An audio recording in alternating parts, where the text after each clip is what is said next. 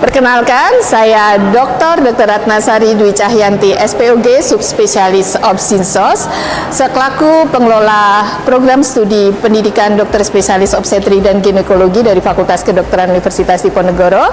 Selamat datang di video pembelajaran mengenai partus macet.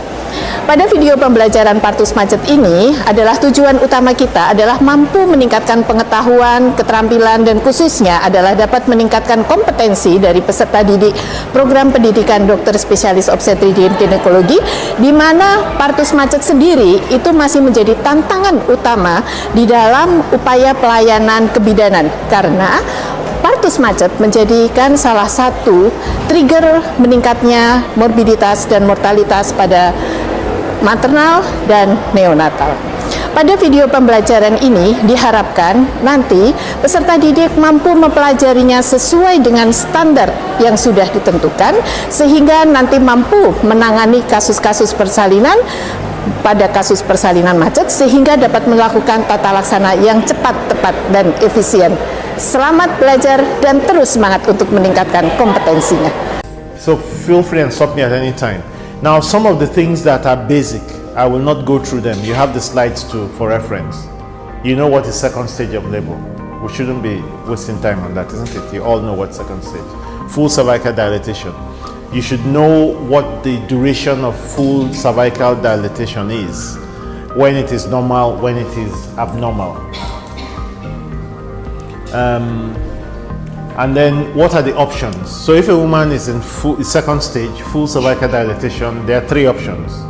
One, she gives birth by herself, spontaneous vaginal birth. Two, she maybe a cesarean section, which I'll put as number 3, or she has an assisted delivery.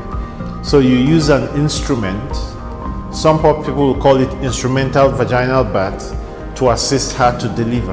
And when you talk of instrumental vaginal birth, you have two options. One is a vacuum, the other one is obstetric forceps. Who has seen an obstetric forceps before? You've seen it in the book? You've seen it physically? You've seen it. You saw it in Karya? Yes, good. That's that one in Karya. So that's, you saw the one. What is the name of the one you saw? Simpson. So a mid cavity. Yeah. So if you think that assisted vaginal delivery, people are not teaching it anymore, and that's why people don't know how to use it, it's even worse for forceps. Forceps has been left to the museum, but it still has its place. If you go to units where you have people who have really known how to use it, and they've trained young people like you, and they're still using it. Even sliding forceps for rotational deliveries, Keylands, which is one of the most difficult. I have never used a Keyland, but I know how to use it.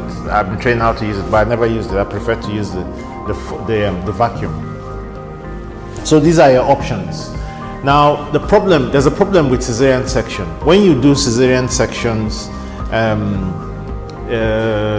if you do it as an elective procedure, it is planned, she's not in labor, everybody's there, anesthetist is there, you have runner, you have everything, less risk.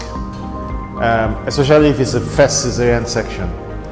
The higher the order of the cesarean section, the more complicated it can be. Then it becomes more complicated if it's a second stage cesarean section. But globally, we have a problem with cesarean sections. The cesarean section rate is increasing, and the reason why it's increasing because we have more and more unnecessary cesarean sections. So women who do not need cesarean sections are getting cesarean sections. Women who need cesarean sections, it is delayed or it is not given at all. So we are doing cesarean sections for the wrong reasons.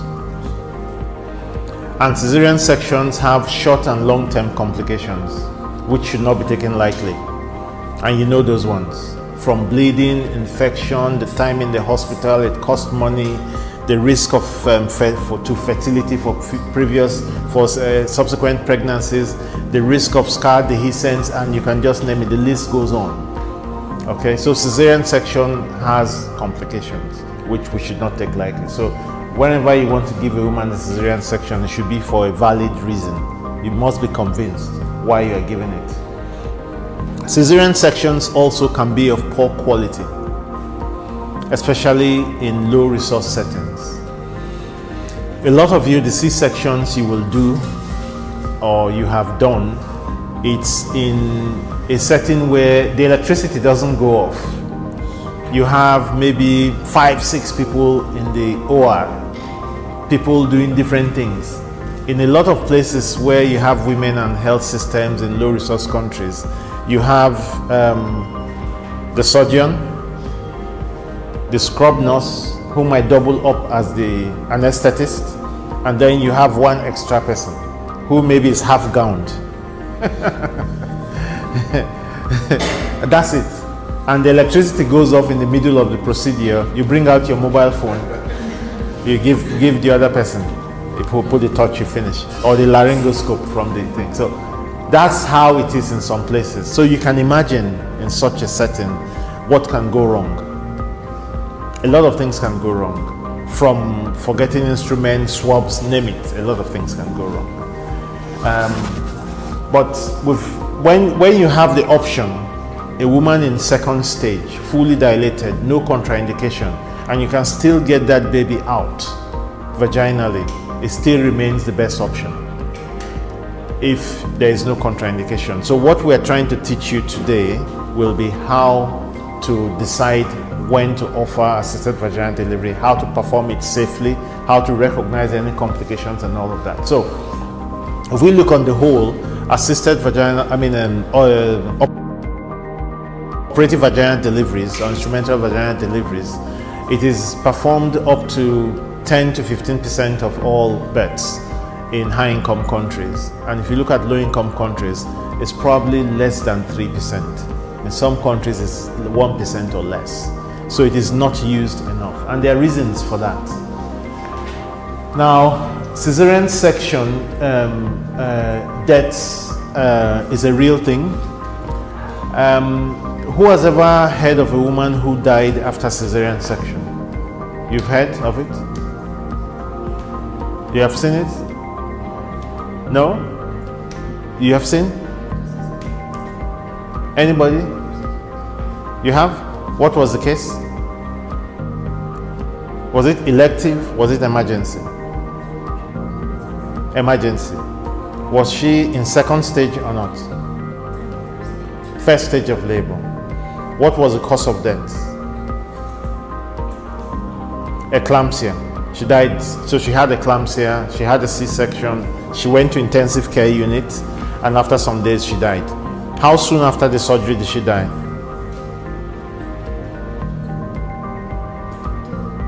2 days. So in this case, maybe the eclampsia, maybe not the C-section related. What is the cause of death in women who have pregnancy-induced hypertension? Commonest cause of death in eclampsia?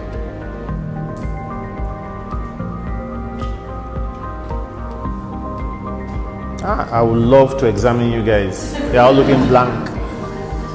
Cardiovascular accident, isn't it? Okay. Now, so if you look at causes of death from cesarean sections, right? You can see that in those countries where you have the highest burden of deaths during pregnancy and childbirth, there are still those countries that have the highest risk of death during cesarean section. So the red, the orange, those are places where you have high mortality from C-section. Those are really low resource settings, so you have shortage of human resources and all of those type of things I explained. This is where lots of the problems are. So let's look at this forest plot. So comparing the outcomes, fetal and maternal outcomes, compared emergency and elective cesarean section, you see that the risk of death during emergency C-section, the risk of death during emergency C-section, is a lot worse. Postpartum hemorrhage, hysterectomy, blood transfusion, all of that is a lot worse for emergency compared to elective. Okay, so anything on this side tells you that it favors. Anything on this side tells you that it favors elective procedures, whereas on this side it favors emergency procedures. Yeah, okay, this one works. Yeah, good. So now I have to remember which one to press. There you go. Now, then we can compare second stage versus first stage. So first stage of labor, she's not fully dilated, compared to second stage where she's fully dilated. And this will favor first stage. So that means that there are more deaths in second stage compared to first stage. More blood transfusion in second stage compared to first stage. More intraoperative complications, more postpartum endometriosis, more uterine angle extensions. Why is the second stage cesarean section very difficult?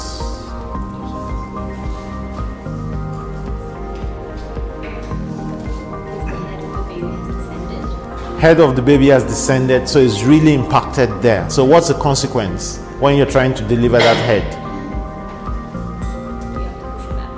You have to push it back. So if you don't do the right technique, it might extend the incision. Okay? There's something else about the lower uterine segment in second stage. Lower uterine segment in second stage.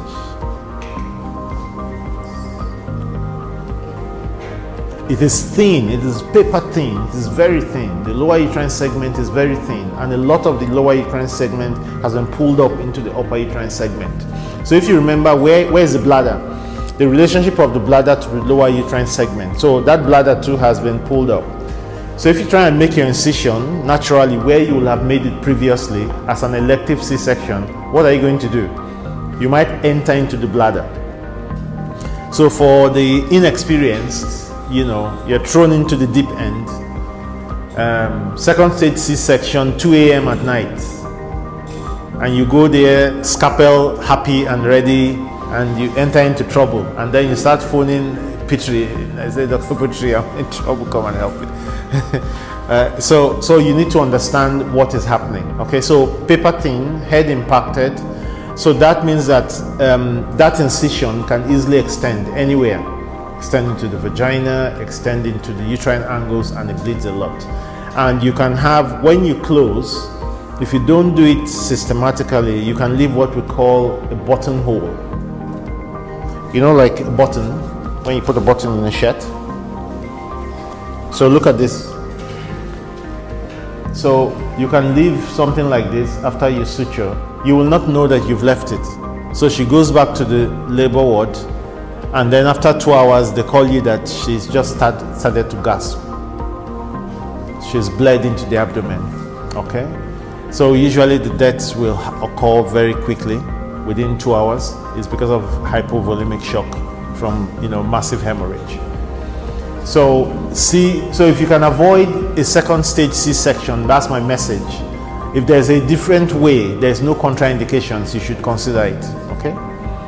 So there are a couple of cesarean sections that are very difficult and not for inexperienced people. One is second stage C-section. 2, major degree placenta previa. 3, transverse slide dorso-inferior. 3, very difficult C-sections. So you need to be really experienced and meticulous. Where you have a non-elective C-section, even an elective C-section, you plan for it. It's not a competition. Nobody's timing you. You're not winning a race. You're not going to win any medals for finishing in 20 minutes. So throw that away. Forget about it. Okay? Once an anesthetist tells you the woman is stable, she's fine, we're good to go. You take your time and do a good job. Okay? You don't add to the problem. So we need to be able to minimize the risk of adverse outcomes. Whether you're doing C-section, assisted vaginal delivery, we need to be able to improve access to safe CS through training, good quality training, and management of labor. So if you don't know how to manage labor properly, you will take the wrong decisions for the option for delivery. And you will see that when we go further. You need to have good training on instrumental deliveries, and then there are times when you are not sure. There's no heroics there. You ask for a second opinion, and you can ask for a second opinion from anybody who is more experienced than you. You can ask a second opinion from the midwives. They know more than you. They were there long before you came. They know everything. A midwife taught me how to repair a lacerated cervix, 2 a.m. in the night. Young doctor, I just graduated. You know, when you graduate, you're first on call, isn't it? So it's bleeding. The nurse says, yeah, it's doctor's work. They call you, wake you up, you come, you're sweating. And because you have been nice to them, they have mercy on you, they show you what to do. If you have been arrogant, they will leave you. They may just suggest, do you want to call Dr. Putri? Or say, no, okay, fine. So you have to be nice to them because you work as a team, isn't it? Mm-hmm. They can teach you a lot. My first very good stitch, surgical knot, the person who taught me was an attendant. Again, past midnight, casualty, theater, mass accident. So first doctor, suturing. I was this thing, it's not working. So this guy was mopping the floor. He took off his glove, washed his hand. He said, look, this is how to do it. He's not trained as a doctor, not trained as a midwife or whatever, but he has worked in casualty for years. In his community, they call him doctor. He taught me how to do it. So it's teamwork. Assisted vaginal birth, guidelines, training, mentorship, and the provision of equipment. Okay? I would tell you about different types of equipment today, and you will see the advantages and disadvantages. Okay, so what are the reasons for the low use of assisted vaginal birth in many low-resource countries? Lack of training, lack of equipment, and then policy-related issues. At times, some people think that assisted vaginal birth is for only doctors. Is it true to perform? It's not. Nobody says it's a doctor procedure. Actually, assisted vaginal birth can be performed in the health center. Typically in the health center, there is no doctor in many places. Maybe here you have, in primary health care, you have doctors, but you don't have in many places. So if you have an outlet birth, you know, it's a low cavity, no contraindications, full cervical dilatation, I mean, a midwife can pull that head out. It becomes more difficult when it is mid-cavity delivery, where the head is rotated more than 45, the sagittal suture is deviated more than 45 degrees from the midline. That is a bit more difficult. That is the type, that is a rotational vacuum delivery, which should be done in theater because it's more likely to fail, and then you can convert to C-section very quickly. So in a health center, you may not have operation theater, you may not have a doctor. But midwives, it is, in most countries, it's within their scope of practice, and if they have been trained, they can do it. So that is a policy, example of a policy-related issue. Now, there's a big question, forceps versus vacuum. Which is more effective? Which causes more complication? For your own education, you can go and look at the Cochrane review, but I will just summarize it. Forceps are more successful in achieving delivery than vacuum. And you need to, it's easy to remember because of the mechanism of action, okay? A forceps,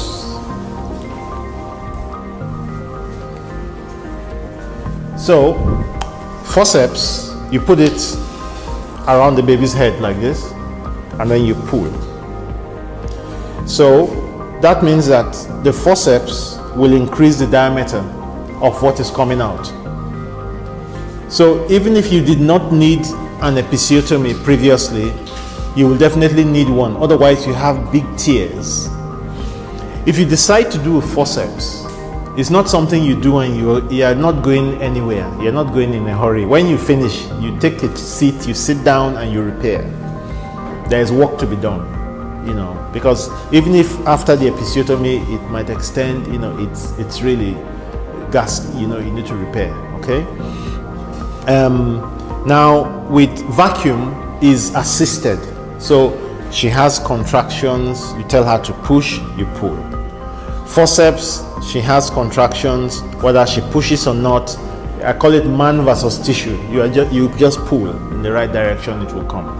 So it causes more damage to maternal tissue, but it's more successful.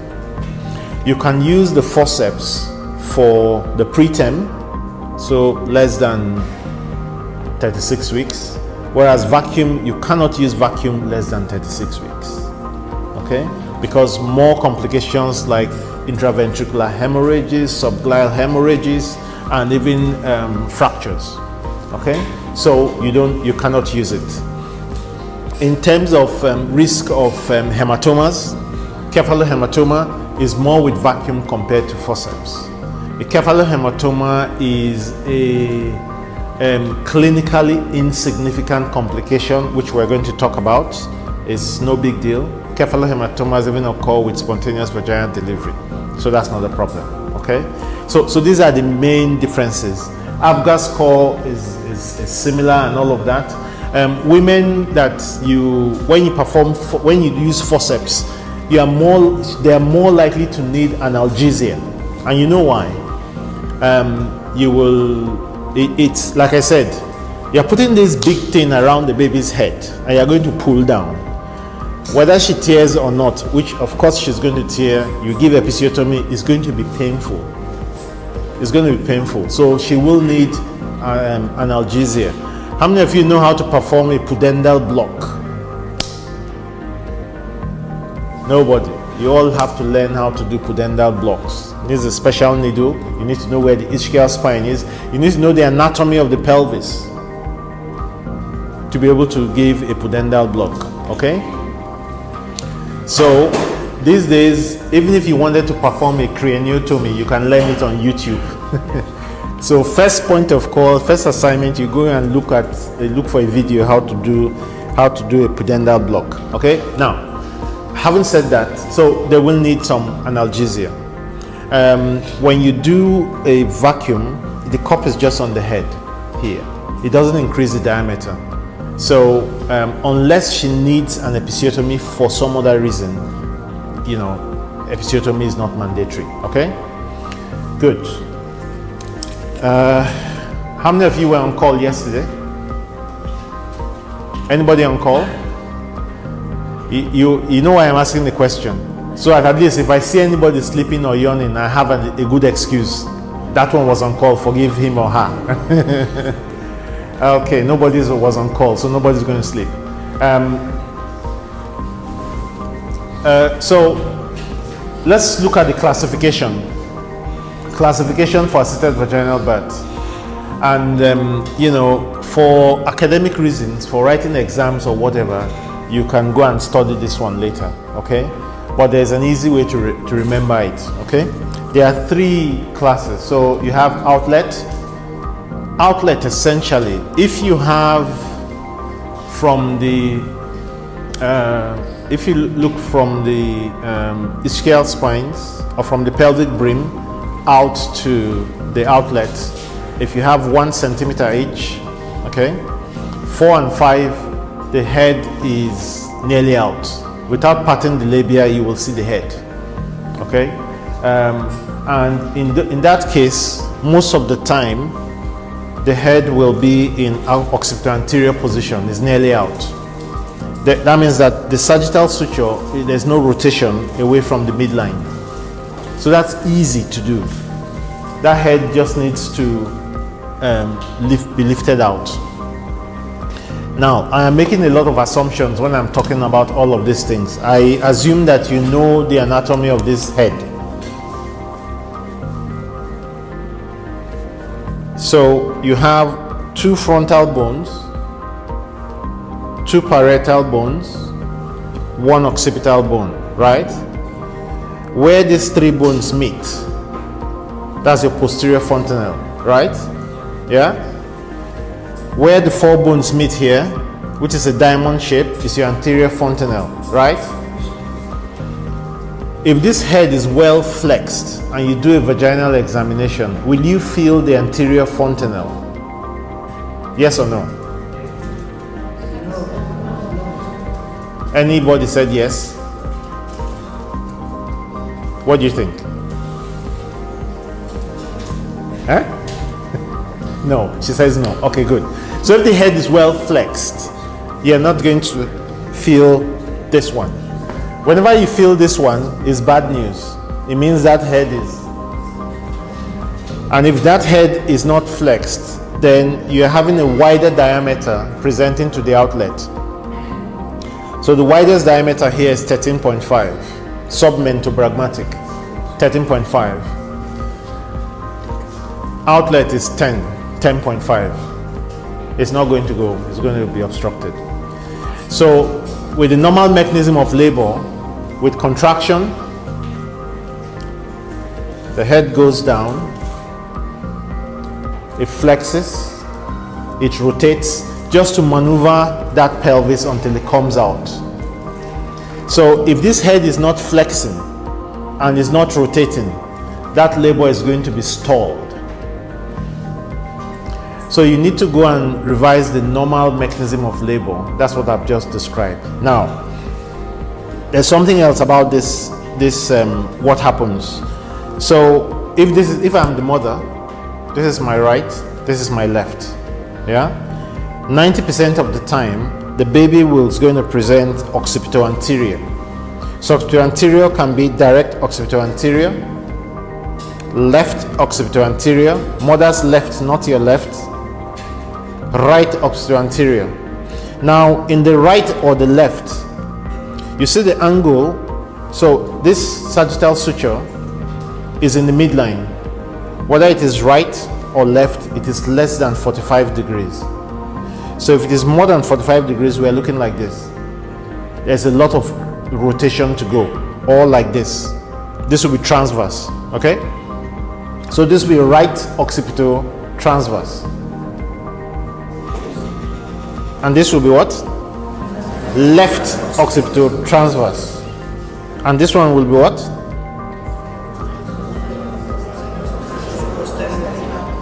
You guys now, this choir, I am not choir master. Who knows? What is this one? Who knows? Tell me. What is this?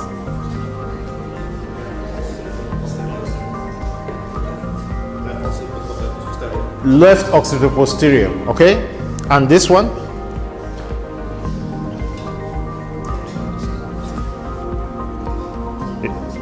Direct occipital posterior, okay? And this one?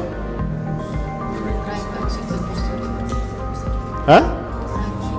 Right occipital posterior. So you have to say it confidently. You have to know it. If you don't know it, if you don't know this orientation, when you do the VE, you don't know what you are feeling. You don't know how to interpret it.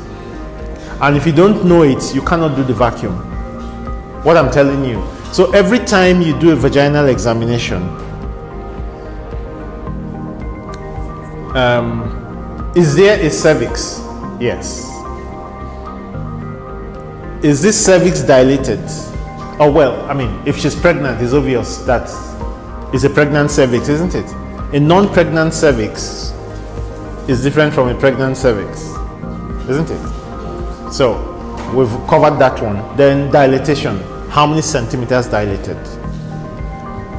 Is there membrane or not? Is there anything between the membrane and the presenting part? What is the presenting part?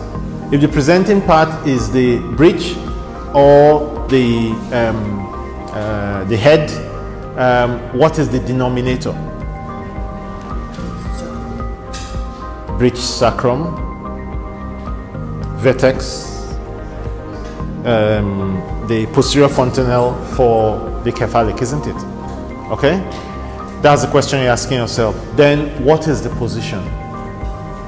Then what is the descent? What is the relationship of that vertex to the ischial spines? Is it above? Is it below? How much above? How much below? And if you want to confirm, you do your abdominal palpation, how much of that, how many fifths of that head is above the pelvic brim? Very important. All these are very important examinations that you have to do. Otherwise, you're going to take a wrong decision. Okay? So, back to this one. So, outlet is easy. Low cavity here, it's station 0 plus 2. Ischial spines, 2 centimeters below the ischial spines. And then you have A and B. A, less than 45 degrees.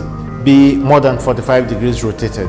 So the more rotation there is away from the midline, the more difficult. And how do you know it's more difficult? Because this is where most of the babies want to end up. So there needs to be some rotation, and with that rotation will come flexion to allow delivery. So any deviation is more difficult. So 90% of babies will present occipito-anterior, either like this, or like this. 10% will present transverse or posterior. These ones still have a way to go because they still have to rotate to deliver. Okay? At times that rotation is stalled, and then you need to assist. You can do manual rotation. You can train you how to do manual rotation of the head, or you can do the vacuum. With vacuum, it will assist rotation. So if you understand this, if you do an examination, this woman is supposed to have delivered 2 hours ago, but there is no fetal distress, there's strong uterine contraction. Why? The baby is not too big, there is no severe caput, no severe molding. Oh, it's because it is occipito-posterior. Let's give her time, there's no rush. Occipito-posterior doesn't kill anybody. There's no rush to go and do C-section. It doesn't kill anybody. Okay? No fetal distress, it's fine. You either do a vacuum or you just give her a bit more time. Okay?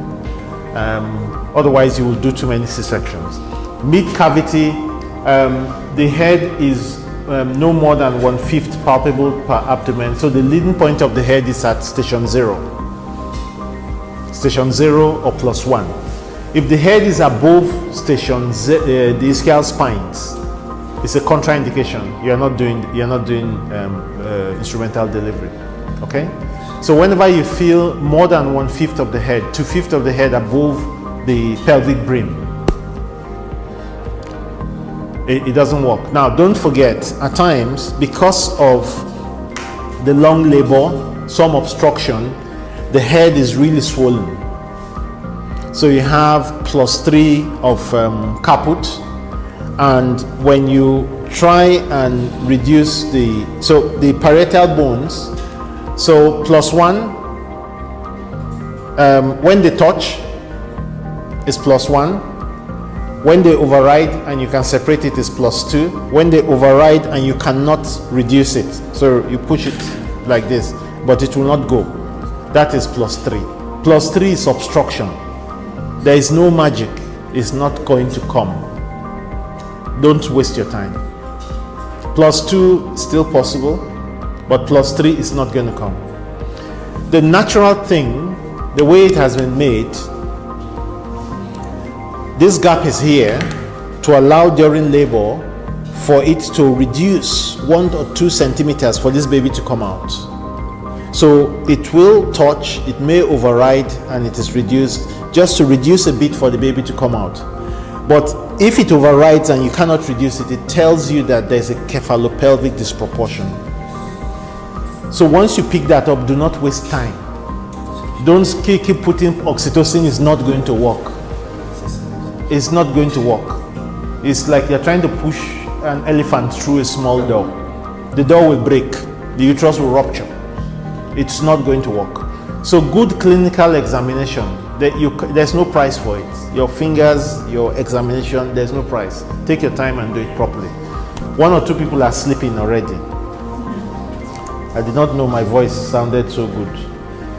Okay, so indications, you know indications, we are not going to talk about it. You can read these ones up, okay? Indications, if you can't remember maternal, fetal, you can work out the rest, it's very easy. Now, safety criteria. very important. We've talked about this before, so we're just going to recap. So again, the head must be, the widest diameter of the head must be in that pelvis. Station 0, no more than 1 field palpable per abdomen. Otherwise, this is not going to work. The cervix must be fully dilated. There is no compromise on that one. Full 10 centimeters. If not, you have the risk of what? The instrument catching the cervix, and when you pull, it's going to bleed a lot. It's going to be a bad day for you. It's really torrential bleeding. The station, ischial spines or below, position of the head must be known with certainty, because without the position of the head, you cannot find out, you cannot determine the flexion point, you cannot place the cup. So very important. We've talked about caput and molding, where you have caput and molding more than +2, that's +3. It suggests what? Obstruction, CPD. So it's not going to work. And then, of course, pelvis must be deemed to be adequate. Which is the best pelvimeter? What is the best pelvimeter?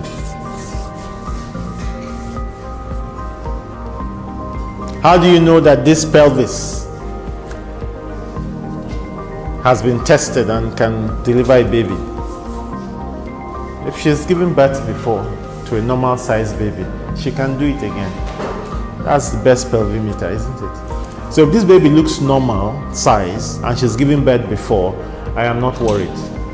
Unless somebody tells me from the scan this baby has a congenital abnormality with 2 heads or something, then I'm worried. Otherwise, this baby is going to come anyway.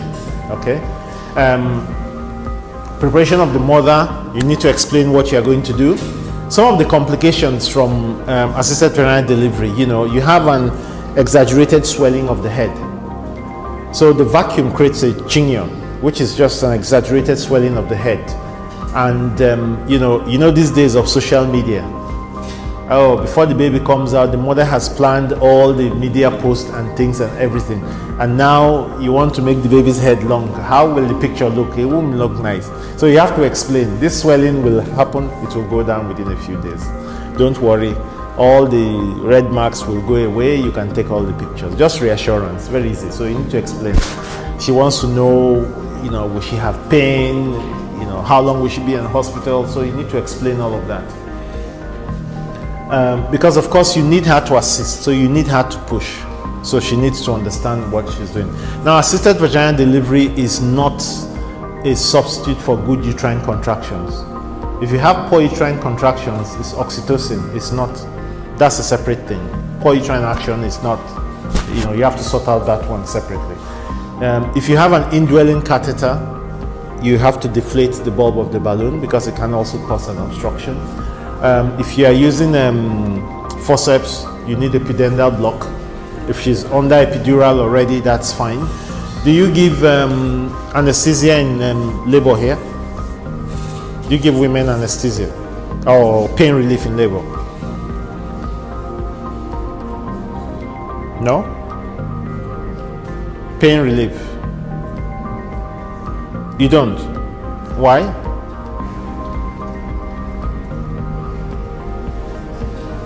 Yes? We don't use anesthesia because we don't know the condition of the uterus. Of the uterus? Yes, structure maybe. No, pain relief in labor. So somebody comes in labor, they are having pain, isn't it? Yes. You don't give them anything to relieve the pain? No, why?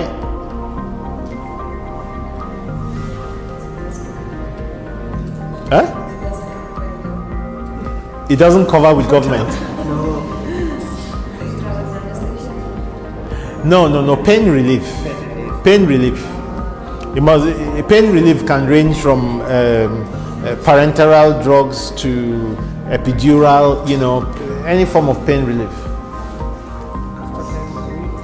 In my experience in my previous work center, they use alcohol for the pain relief, but in here, I rarely see about that because it may be more likely to have agony in the mucus. So I think both can be used. Like for the painkiller or no painkiller. Okay. So it is kind to give pain relief in labor. The only risk you have with pain relief, if a woman has established labor, giving pain relief does not stop the contractions. That's the first thing. Okay, established labor is not going to cause any problem.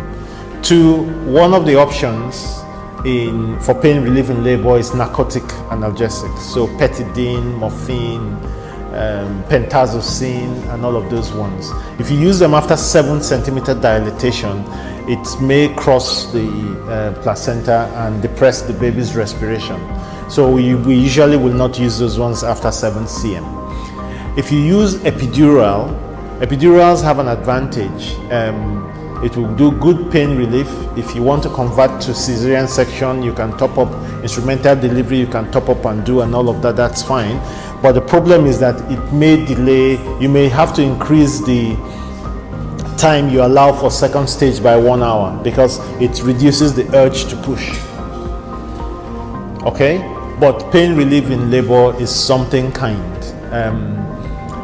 Females understand, even before you have a child, you have an idea of what that pain is all about. The men have no clue. The worst pain you felt in your life is toothache, isn't it? Or if you've ever had a stone in your gallbladder or your urethra, probably that's about it, smooth muscle pain. Or maybe, some gastroenteritis, that's it. That's nothing compared to what we're talking about, okay? So it's kind to give pain relief. So, of course, the contraindications, we've talked about, prematurity. You're not going to put it on the preterm baby. You're not going to put it on the scalp of a baby that has died, especially more than 24, 48 hours. If you do that, you're going to come off with the scalp, isn't it? Skin is devitalized. You're going to come up with the scalp. Everybody will run and leave you there. Of course, when they are bleeding disorders and all of that, these are all contraindications. Now, let's talk about the complications very quickly. There are 4 types of complications, 4 categories of complications. 1, cosmetic scalp effects. So the head swells, there's a small abrasion here. Abrasions are more likely with metal cups than the soft cups, but it's going to heal within a few days. Without anything, no stitches, nothing, just keep it clean, it's going to heal, it's fine. The hair will grow back. When you give birth to a female child, at times people, they just panic. Oh, this one has hair, this one doesn't have hair. Maybe we'll never have hair. Of course, the baby's just starting. It's going to have hair. Don't worry about that. You just need to reassure them it's going to be fine. So, yeah. So you may have some things. It's a bit red here and there. It will go a few days. That's no problem. Then you have 2 other categories which we'll spend some time talking about: clinically significant and clinically insignificant injuries. So for the non-significant ones, what you notice there is that there's a wide range of sort of reported incidences, isn't it? But it's all under 30%. Cephalohematomas are related to the neonatal jaundice. Jaundice occurs when blood leaves the intravascular space, accumulates, and the liver cannot deal with it in a fast manner. So so jaundice accumulates in the blood. It cannot metabolize as quickly as possible, and that decoloration of the skin occurs. So that's what happens in cephalohematoma. That's how it's related to jaundice. Now, retinal hemorrhages will occur, and they could resolve spontaneously. There's no action to be taken, but these are not common at all. But it is important after you do a vacuum delivery to examine the child and document whatever thing you found. In a big hospital, get a neonatologist to review and make notes and just observe. There's really no action to take. But what is important is knowing the difference between a cephalohematoma, which is clinically non-significant, and a subgleal hematoma, which is clinically significant. So I'm going to describe to you the difference between the two. Okay? So all you have to remember is well, let's go back to the anatomy. Okay, so you have several pieces of bone in making the cranium. Okay, on top of that you have the skin, but between the skin and the bone you have subcutaneous tissue, right? Subcutaneous tissue. Then you have blood vessels running from the top of the brain, going through the cranium, into the subcutaneous tissue to the skin. Now, each one of these bones is enveloped by the periosteum. Yeah? Each one of them is enveloped by the periosteum. So, when you put pressure on the scalp and you're pulling, if that pressure is too much, these vessels that are running from the top of the brain coming out through the bone to the skin, it can get ruptured at let's say one of two places. It can get ruptured below the periosteum, or it can get ruptured. This guy is in pain. It's just yeah? It can get ruptured below the periosteum or above the periosteum. If it gets ruptured above the periosteum, it is ruptured in that subcutaneous space. Okay? If it gets ruptured below the periosteum, that means that that bleeding is confined to that bone, isn't it? Because each bone is enveloped by the periosteum. So that swelling will not cross the suture line. If it bleeds above the periosteum, it is in the subcutaneous space. It's going to cross the midline. So if it bleeds above the periosteum, that's a subgleal hematoma. If it bleeds below the periosteum, that is a cephalohematoma. Yeah? So that's how to remember. So this one, the bleeding occurs here, the blood vessel has ruptured here, this is the periosteum. It is limited by the bone, right? It is, okay? So if you see it MCQ or examination, that's how you know the difference. Okay, so now with babies,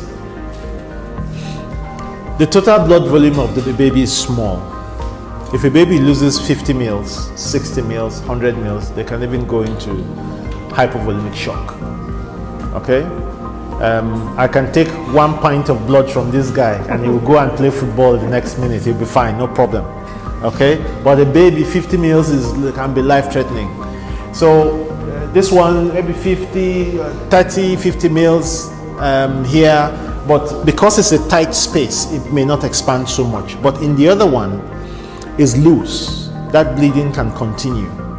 It can progress and the baby can show signs of hemodynamic instability. So that's more dangerous. Cephalohematomas can even happen with in 2% of babies who not spontaneous vaginal delivery. You know, it can occur even without an instrument. It can occur. Flexing the head. If you put the cup on the side here, so this is a paramedian flexing position. It will flex the head, but it will be pulling it at an angle, so more likely to fail. So that's why you need to put it here. So whenever you have the cup placed in the wrong position, you are more likely to end up with too many pulls, prolonged pulls, and complications. So you have to get it right. Multiple cup detachments and reapplications and all of that. You know, being a physician, being a doctor, or being a midwife is such a privileged thing. Okay, it comes with huge responsibility. You should not be irresponsible. So know your limits. If you are not sure, you stop. It's a human being, it's not a machine. You stop. I don't know, I am not sure. Ask somebody. Okay? Because it's very costly to make mistake. Okay? So if you pull, it's not coming down. Once not coming down, you stop. Even after once you are not sure, you ask somebody who is more experienced. The person can ask you, you check this, say no, okay, stop. It's better than having a complication, isn't it? So just be wary about that. Now, I have there for you signs of subgleal hemorrhage, diffuse flare swelling along the head, hypovolemic shock, signs of cerebral irritation. These are things that you can observe if you suspect that this is the case. Now, as opposed to caput or just normal exaggerated swelling of the scalp when you do vacuum, the subgleal hematoma, it moves with gravity. So you've seen the head of a baby after the birth is swollen, isn't it? When the baby comes out, it's a bit swollen. If you move the baby, the swelling doesn't move like that. But with subgleal hematoma, it's going to move. It's just like when you put water in a balloon. It will move like that, gravity dependent, because there's no restriction. So you would know. You would know. So typically, after the vacuum delivery, if you have any suspicion, you do sequential head circumference and you document. You check the baby, any palo and things and all of that, the size of the head, so that if it's progressing, you can arrest it. You can call for help. And it's not a matter of incision, drainage, or whatever. It's just blood transfusion and conservative care. Okay. And of course, all the things you should not be doing to prevent this, we've talked about. Other complications include indirect coincidental effects.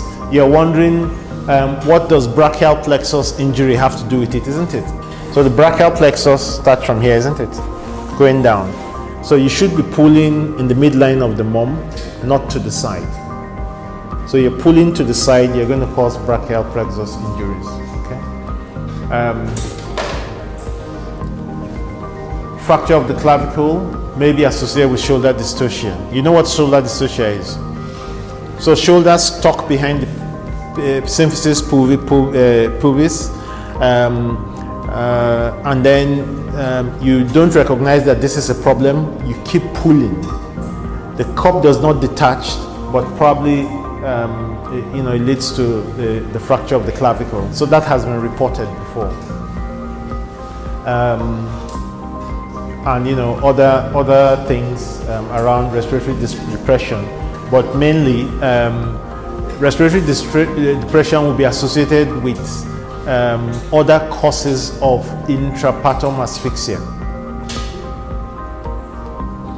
So it's all about training if you want to avoid complications. So what we want to do is to get the cup to the flexion point, which is 3 centimeters above the posterior fontanelle along the sagittal sutures. Okay, I'll show you how to do that. So just a word about this one.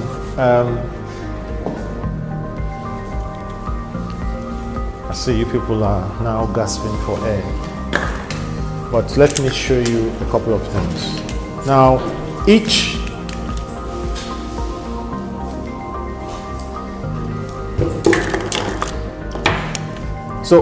vacuum equipment has several parts, whatever the design. Okay, they're basic. The basic anatomy is you have a pump device. That one is an electric pump. This is a handheld pump. You have some pumps that are like bicycle pump. You have pedal pump. All of those pumps help you to create negative pressure. It's the negative pressure that is transmitted to the cup that creates the chignon, the firm attachment of the cup to the scalp to allow you to pull. So you have the pump. Every pump will have a release valve. If you increase the pressure, when you don't need the pressure anymore, you should be able to release it. Whatever the pump, it will have one. Now, in this one, the release valve is to the side. Every pump device will have a gauge so that you know the right pressure to stop. In this one, the gauge is here. The control for the gauge is here. In this one, the gauge is here. And the gauge it's a simple yellow, green, and red. It has 4 parts here that has measurements in different units.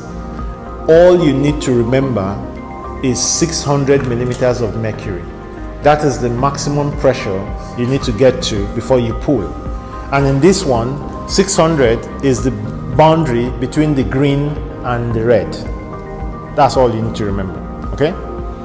Now, for every device, after we leave the pump, you have what we call the stem. So from here to the cup is called the stem. So this is the stem. So this is the stem. Yeah? Good. Now, the stem can be rigid. This is a rigid stem, or flexible. All of these are rigid stems. They are rigid, they are fixed at 90 degrees. Okay? Now, this is one of the most popular ones. This was developed in Japan 1960.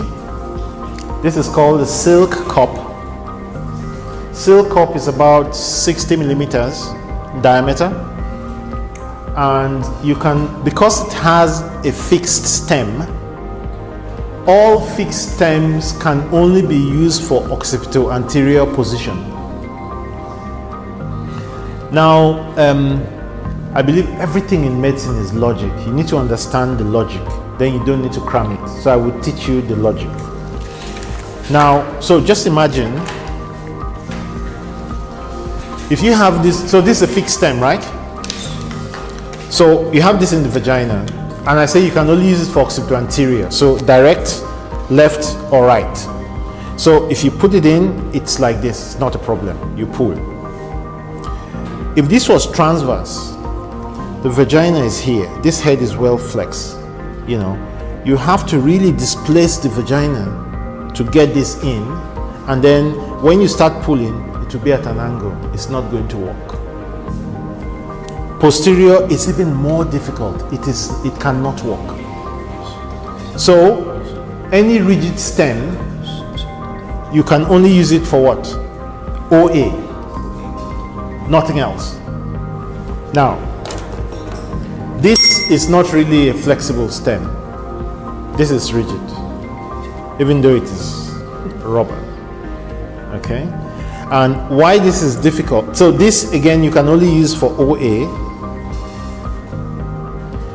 If you try to use this for transverse, you see this thing? You try and put it in the vagina sideways to pull, it's going to injure the woman, isn't it? Posteriorly, the same thing. So it cannot work, you cannot use it. Now, there's a modification of this cup that will allow you to use it in the transverse or the posterior. So what they did is that this port, they removed it from here and put it at this angle. So that's called the bird cup. Okay? So that's the bird cup here. Yeah? Makes sense? Bird cup, bird cup. Now, with this one at the corner like this, so supposing this was coming out from the corner here, you see, and this is flat, yeah, this can go posterior easily, no injury, or to the side. Then what they did was that the pulling, the handle, they attach it to the side. When you attach the handle to the side, it reduces the risk of slippage. So that's it here. So the original one, which is what you have, which is incomplete, some parts are missing here. That's why we could not use it. There should be a chain and a flat disc here. The chain runs through this tube, comes out here, so that this is your handle and the chain provides that rigidity to pull. That is missing from this, so this is useless, you cannot use it. So that's the original design. That's the chain in there. This one, it's moved a bit to the side but still a problem, and this is the bird one. And then this chain is still in the midline, but this allows you to use it laterally. Then they remove this to the side. Okay, so that's just about it. Now let's talk about the more modern end. Okay, so the kiwi cup, there are two types. These were designed as disposable instruments. So if you look at it as disposable, then you say it's not cheap, isn't it? Because you use it once and you dispose it. But if you compare it to the cost of a cesarean section, complications of a cesarean section and all of that, then it becomes cheap, isn't it? Yeah. Now there are two types. So one has the traction force gauge. One does not have the traction force gauge. The traction force gauge is good when you're just learning, because you will now get used to the right force. It's about 12 kg force, but you see, when you pull too much, then you enter the red zone. So you see that black line? You see, red zone is 20 kilograms. Now that is a lot. Trust me, I am strong. Yes. Yes. This is. You agree? Try pull and see. You see how difficult it is to pull. Now, the other thing which I would show you about this one. So I said the stem is flexible, but the stem has two marks on it. Okay. So you have 6 centimeters, 11. You've seen it. 6 centimeters, 11. 6 centimeters, 11. 6, 11. You see? 6, 11. You see? 6 nearer the cup, 11. 6, 11. 6, 11. So the 6 is nearer the cup. And the cup has a groove. I'll tell you about that later. So 6, 11. You can see? It is written on it. My friend, how are you? 6, 11.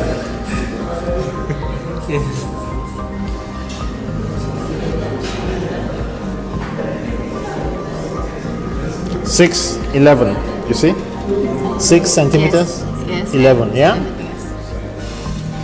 You see? 6 centimeters, 11 centimeters. Okay? Good. So, now finally, two other things about this. It has a groove. This groove, if you, for learning's sake, when you place it, ideally, if you do everything I tell you to do, every time you put it in, it will come to 12 o'clock. If you don't put it at 12 o'clock, don't worry. Just remember where you're starting from. Because if that head rotates, you will see that it has moved from where you started to another position. That's all. That's all that is important. So don't get obsessed with it must be at 12 o'clock. Is it at 12? No, bring it out, put it, no, not necessary, okay? Not necessary. The other thing is how to hold it. This is the correct way to hold it. 2 fingers on each side so that your thumb is towards the release valve. Okay, 2 fingers on each side. Now, before you use any vacuum equipment, you need to test whether it is working. You put in your gloves, you press the cup against your palm, and then you press the pump. When you press the pump here for this one, you will see that the gauge, once the gauge is moving, it tells you are forming pressure. If the gauge is not moving, you are not forming pressure. Something is wrong. Something is wrong is either the equipment is faulty or you don't have a good seal. There must be a good seal between this and the scalp. Otherwise, you don't have the pressure. So you must press it against the scalp very well to create that seal. So in this case, just to test whether it's working, I press it against my palm. You can see it's moving. You can see. And if I want to release it, like I said, my thumb is here, I press, comes off. Yeah? This guy is now playing with the thing. So everybody, you do it, you check it, check that it's working, pass it around. So pass it behind.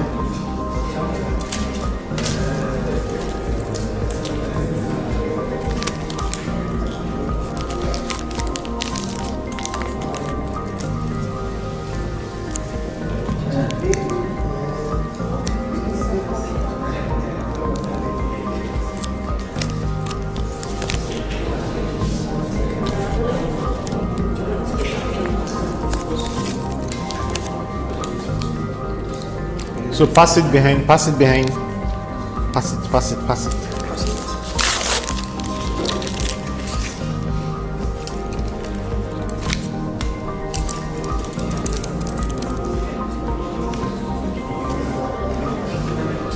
So,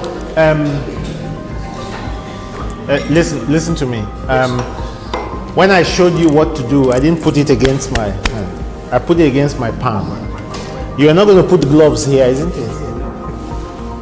So I'm seeing people putting it here. What's... Okay, now, so let's move on.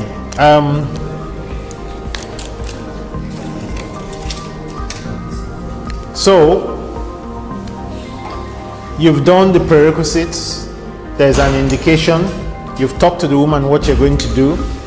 You've decided it's a low cavity or an outlet, so we want to do it, and then it is less than 45 degrees rotation. You are doing it in the labor ward. You've decided all of that. You've tested the equipment that is working. Now you have to place the equipment. You have to put it in. Okay, we're going to show you that. Or you have checked and you see that there's rotation more than 45 degrees. It is a mid cavity, so that is at station 0 or +1. So that's a more difficult one. So you decide this is a more difficult one. You phone your chief, you say this is what is happening. I want to perform a rotational vacuum delivery. The baby's average size XYZ. I am taking her to theater to do a trial of vacuum. They ask you some questions, say you can go, okay? You've done all of that. Now, what you need to do, now listen, what you need to do is to determine the flexion point. And once you determine the flexion point, you need to calculate the insertion distance, okay? Now, the flexion point, you can only know when you know the posterior fontanelle. And if you estimate 3 centimeters away from the posterior fontanelle along the sagittal suture, that is your flexion point. Now, from your flexion point to the fourchette, that is your insertion distance. Now, so let's say this is the fourchette. Yeah?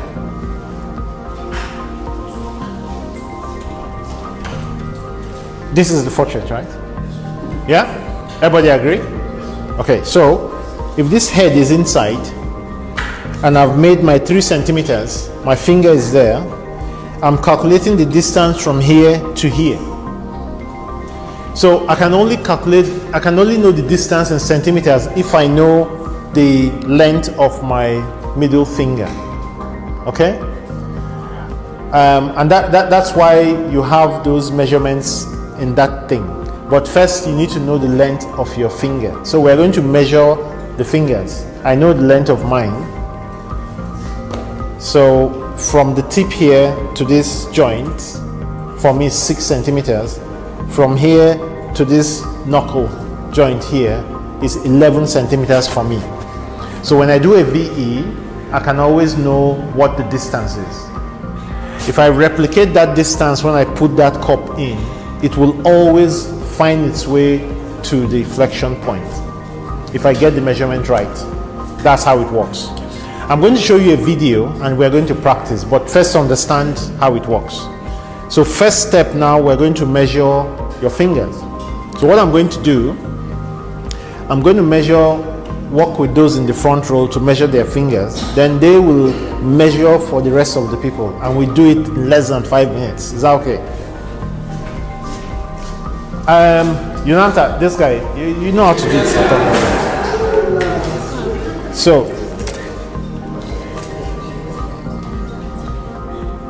So from here to here is 5 centimeters. From here to here, it's about 9. Okay, you have 5 and 9. Okay, so you have 5, and then from here about 10. Okay, so you remember how to do it, so you go and do it for those behind. So from here to here you are about 6, and then from here to here about 10 and a half for you, or 11, I think 11. So you are 6, 11. You know how to do it?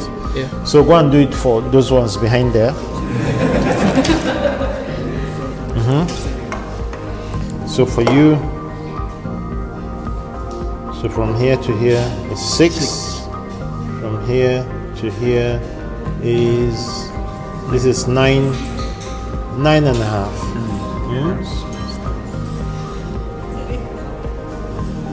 So maybe 6, nearly 5 and a half. This is 9, about 10. Yeah. So do it for the rest of the people behind. So I'll do it for you, then you do it for the rest. Okay. So from here to here is 5, 4, 5, 6. Yeah. And then from here to here for you is about 9 and a half. Sure. So you do it for her.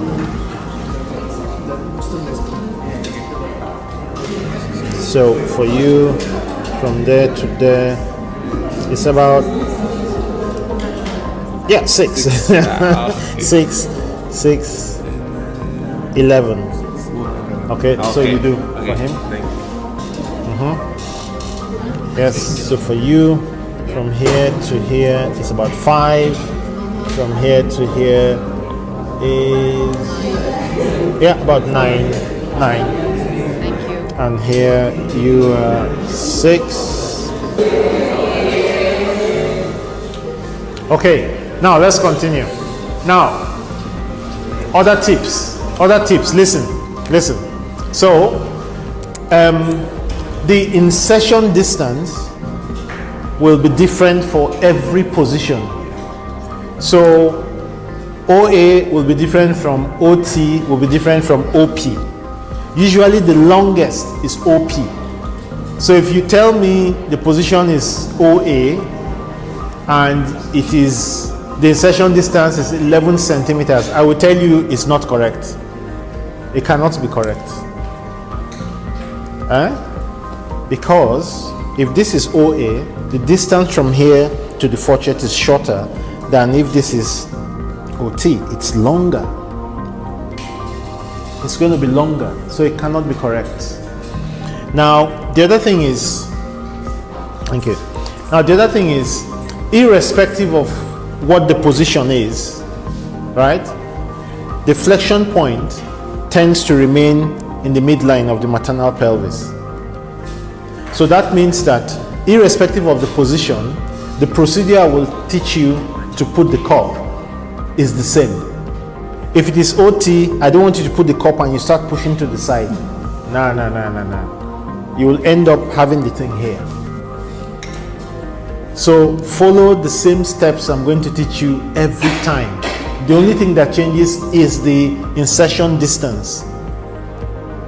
Does it make sense? No. I'll show you the video. It will make sense. She has a blank look on her face. Where the remaining? Where are my things? There are 2. Where are 2? Yes. And where are the cups? Oh, thank you very much. Yes, good. Now, so before I show you the video, right, have a look at this. And then When you finish, is it 1 or 2? 1. When you finish, you pass it. Let me start from the back. These people, so 3 of you look at this and then you pass it.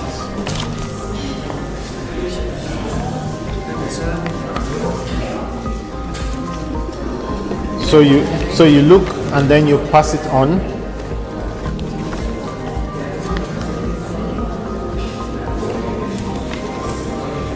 So 4 of you have a look. So the 5 steps, then we're going to watch the video.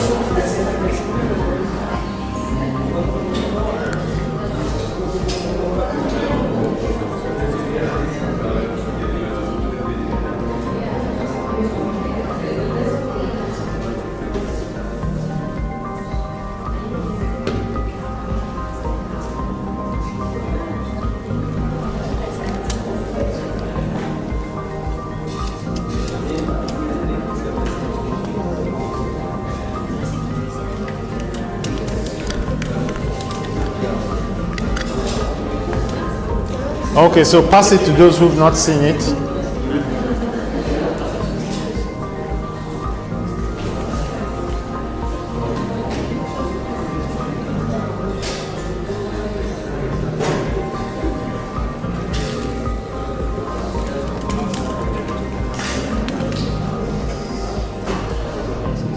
So, first step, you do your VE, locate the flexion point. Once you locate the flexion point, which is 3 centimeters in front of the posterior fontanelle, then you calculate the insertion distance. So from the tip of your long finger to where it meets the fourchette, that's your insertion distance. Yeah? Next thing is to insert the cup and hold it. I will teach you the technique for holding the cup and inserting it. This is how you hold the cup. Okay, this is how you hold the cup. You put it in this way. So 2 fingers, depress the fourchette. You introduce it this way. As it goes in, rotate your elbow upwards, and then the cup will come to lie flat on the head. This is the head here. Okay, so this is the technique.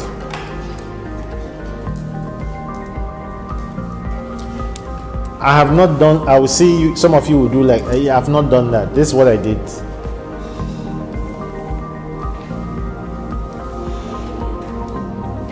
Yeah?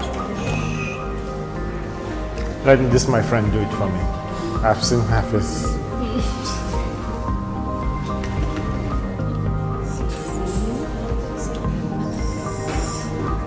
Fabulous. Good job.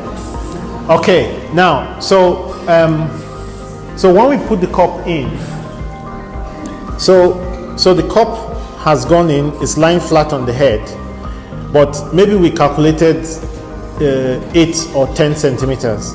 If you look at this now, where it meets the fourchette, it's not at 10 centimeters. So if this cup needs to be pushed down, and as you push it down, you see, it's moving. So if you measure 10, you stop at 10. Now, there's a trick here, which listen carefully. If I hold this for me, hold this, just hold it like this. 2 fingers like this. Yes. Now, so just put your finger like this for me. Fabulous. So let's say this is the fourchette here. This is on the baby's head. I've seen it is maybe just 6 centimeters. I want to get it to 10. So I'm here in front of the woman. 1 finger on top here, this one on top of this one, and I just slide it down on the head. It's just a sliding motion. I'm not pushing it against the head. I'm sliding it down on the head. As I'm doing that, this will be going in until I get to that mark. Once I get there, my fingers are still here. One will hold it, the other one will move to the center here. Don't take this one off first because it might slip. You hold it in place, then you just move this other one here and then push it against the head firmly before you take this one off. Otherwise it will slip. Now, once you have this firmly against the head, you have a good seal, then you hold it with this one and you pump. So I have not said you should not like this. You started like this, push, and you take this one and you pump. Okay, so I'm going to show you a video. That's the thing. If you do it wrongly, it will slip. You get your measurements wrong, it will end up like this. Okay, so let me show you now. The other thing which you need to remember, which I just need to emphasize. So we have a good seal there. We get to the top of the red and the green. Come. So you come stand here. 2 fingers in there. You hold it. Good. Now, you're standing in front of the mother, not to the side. Right in front of the mother. If you need to move the bed up, you move it up. If the bed cannot move and you need to sit down, take a chair and sit down. It's fine. Now, there are 2 things I need to show you. There's what we call the non-pulling hand. So this is the hand I want to use to pull. This is the one I am not pulling with. What do I do with this hand? This is not to be checking WhatsApp. This is not the time for that. You put it here, thumb on the cup, index finger on the head, 3 fingers outside the vagina. You are not going to pull until she has a contraction. Now, don't forget, I say you hold it 2 fingers on each side so that your thumb is towards the release button, okay? And then when she has a contraction, you say, you push, I will assist you, then you pull. Now, every time you're pulling, this 10 is at 90 degrees to the cup. At no time will you be pulling like this, or like this, or like that. If you do that, so take for example, if I'm pulling like this part of the cup is digging into the scalp there, it will leave a mark. This other part is lifting up to lose pressure. So you need to pull in the midline of the mom and maintain that 90 degrees at all times with your non-pulling hand like this. Now, your traction is a steady pull. It's not no. It's a steady pull. If the contraction stops, you stop. Contractions come again, you continue. Okay, sit down. Now, finally, if you pull within a contraction, a good contraction will last maybe 40-60 seconds. Within that contraction, you may pull twice. Maybe you were pulling before and you lost pressure and you reapply the pressure and you pull. In your documentation, that is 1 pull. This baby should be delivered within 3 contractions. This baby should be delivered within a maximum of 20 minutes. Most babies will be delivered in 10-12 minutes. Okay? But 3 contractions. Irrespective of the number of pulls within the contraction, you count it as 1 pull. So it's contraction that is important. 3 contractions. After 3 contractions, baby is not delivered, baby has not descended, then there's a problem. You don't keep trying. Okay? You stop. So we're finished all the theory now. We're going to look at the video. We'll take any questions. You will have the slides. You have complications and everything. There's a book which I brought 2 years ago, which should be in circulation. The photocopy should be in circulation. You have seen it? No? You've not seen it. We have to find a way to make a copy, a very good copy, and you put it in the library or something so that people can have. Yeah? Maybe we'll talk with you so that, because it's very good for you as residents. So this book was written by Professor Aldo Vaca. So he's the father of vacuum extraction in the modern time. He developed all the training, teaching materials and all of that. Did a lot of studies to compare vacuum and forceps, and he taught me how to do vacuum correctly. It's a very good book for residents. case scenarios, MCQs, everything I've told you is here. So it's something I would strongly recommend. So you will have to have a look. And then the video I'm going to show you will be made available to you. The slides will be made available to you so that you can look. So let's quickly look at them. Now I'm hoping the sound is working. Yesterday we had problems. Thank you for taking the time to watch this animation that will demonstrate step-by-step instructions needed for best outcomes when using the Kegawatdaruratan cup. Each step in the technique is important for the best outcomes, so please review carefully. Step 1 is to calculate the flexion point and calculate the cup insertion distance. It is important to know the length of one's middle examining finger. The distance from the tip of the finger to the proximal interphalangeal joint is usually 5 to 6 centimeters, and that from the tip of the finger to the metacarpal phalangeal joint is usually 10 to 11 centimeters. The flexion point is located during vaginal examination by a long sagittal suture toward the anterior fontanelle. The tip of the middle finger will then mark the location of the flexion point. With the knowledge of the length of one's finger, the clinician then calculates the distance from the flexion point to the perineum by noting where the posterior fourchette makes contact with the back of the examining fingers when the tip of the middle examining finger is at the flexion point. In this particular example, the distance measured to the flexion point is approximately 8 centimeters. This is called the insertion distance. Step 2 is to hold and insert the cup. The clinician holds the cup on its side, ensuring as low a profile as possible, with the thumb on the tube and the groove on the back side of the cup, and the index finger on the edge of the cup. 1 or 2 fingers of the other hand is used to retract the perineum if necessary, while the cup is placed gently against the fetal head. At this point, the fingers are removed from the vagina, and the clinician lets go of the handle to allow the stem to rest on the perineum naturally. Step 3 is to maneuver the cup toward and over the flexion point.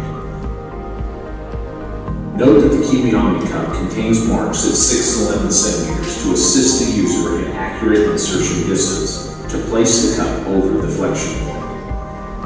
Once the cup is placed against the fetal head, the clinician should know where the stem of the Kegawatdaruratan cup intersects the posterior fourchette.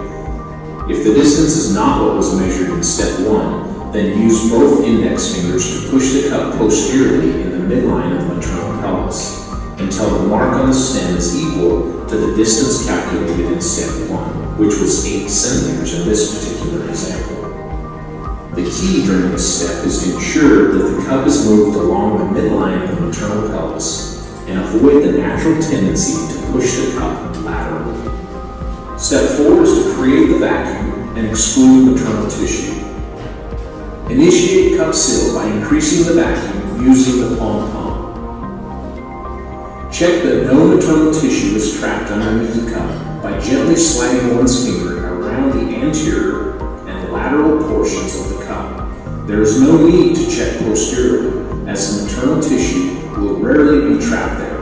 Increase the vacuum to 600 millimeters of mercury, 0.8 bar, 80 kilopascals. That is the top of the green zone.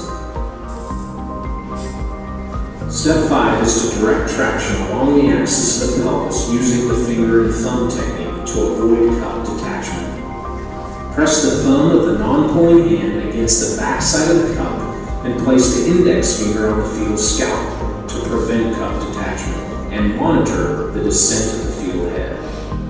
Apply traction in line with the axis of the maternal pelvis. The axis will change as the fetal head descends.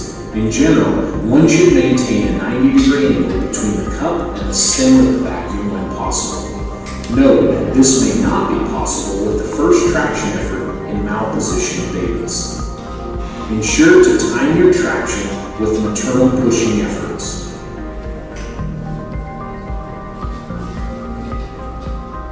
Finally, when delivering the fetal head across the perineum, ensure the non-pulling hand remains on the backside of the cup and the fetal scalp to help prevent cup detachment. Ask an assistant to provide perineal support if desired. Once the fetal head is delivered, remove the cup from the scalp by depressing the vacuum release button found on the Kiwi palm pump opposite the side of the vacuum gauge. Then finish delivering the fetus in the usual fashion. Thank you for watching the video on the Kiwi 5-step vacuum technique. Thought? Okay. Thank you for taking the time to watch this animation that will demonstrate.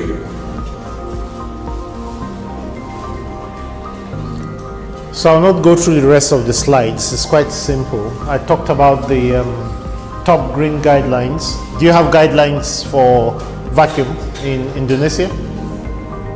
You have guidelines? No? So, I mean, the RCOG guidelines are very good. You can use them. I know there is the Canadian alarm, which you use to do this one. There are some things here that are not exactly current. So, I mean, this, you can refer to this one. And then there are other things about when to stop, complications and all of that. We're not going to go through in the interest of time. We are going to do some practice now. Yolanta, come.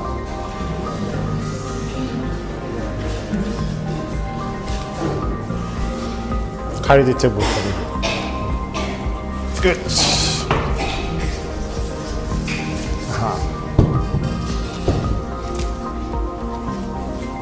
So I want you to come around.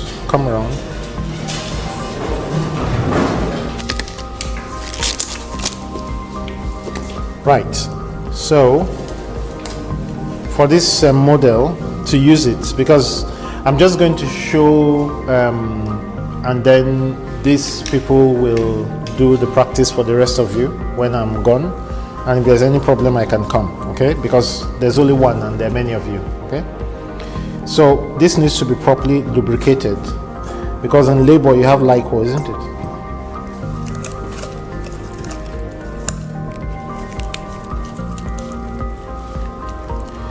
So the first thing is to get the position right. So all those with gloves, come this side, because you're going to do the VE and tell me the position. Go on.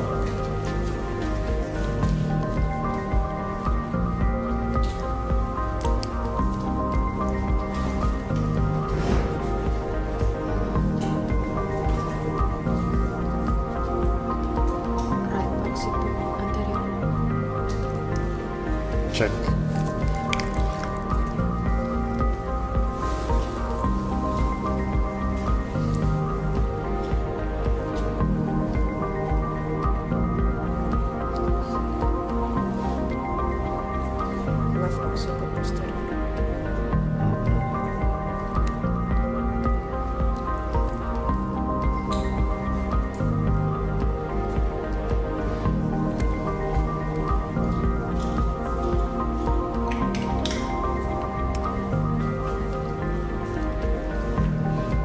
Okay, let's deal to check.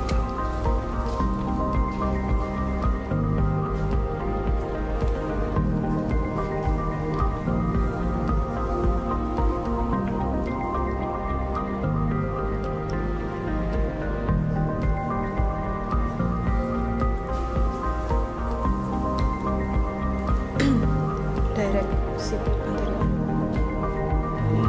Not exactly. You want to come. Left siput. Come again. Left siput anterior.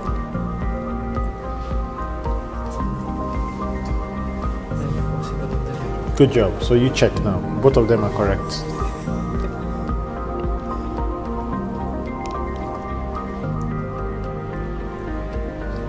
Gently. If you push too much, you will miss it.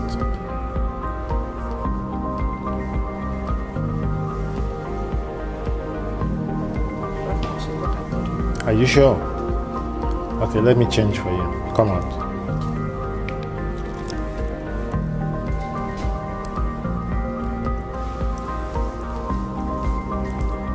Okay, go on.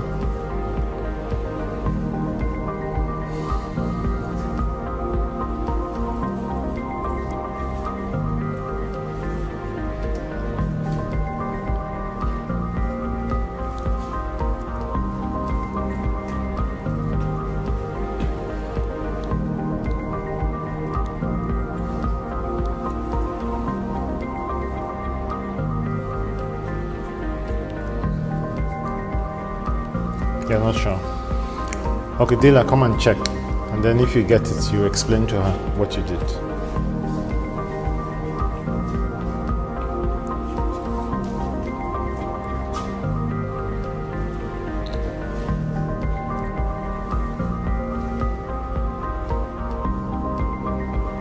Left occiput posterior. Good job. Tell her what you did so that she can get it.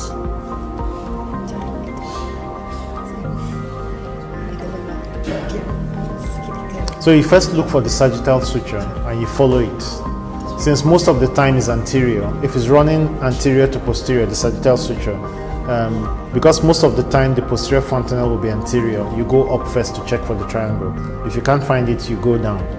So the first thing is to find where that long line is running. If it's up and down, side to side, or diagonal, that's the first thing.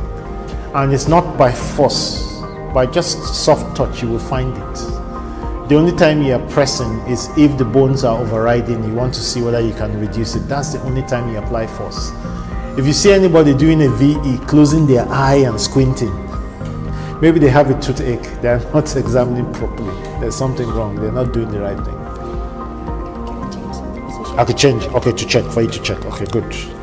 So she's getting the hang of it. Let's see. Okay, go for it.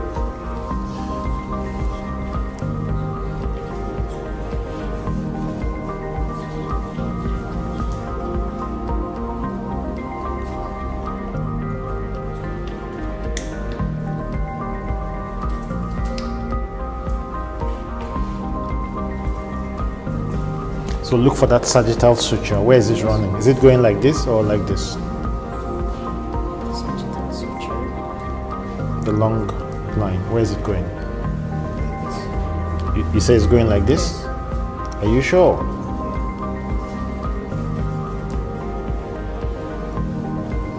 It's transverse. It's transverse. So transverse what? Left or right? Where is the triangle? Is it to the left or to the right of the pelvis? To the left, right. Who's right? The mother's right.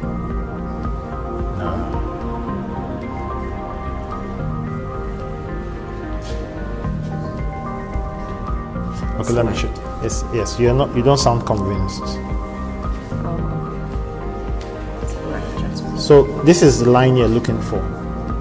If it's like this, or like this. Once you find that, then you look for the triangle. If this head is well flexed, where you find this triangle? Is it to the left? Is it to the right? Is it posterior? Is it anterior? That's all you're doing. So once you have it in your head, then your fingers are only helping you to make that determination, and that's very important. Come, you have your gloves. Come this way.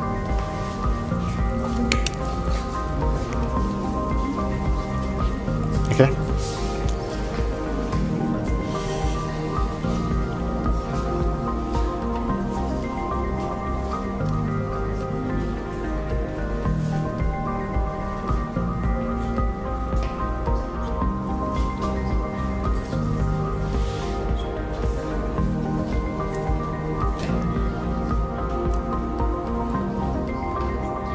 Do you get the position?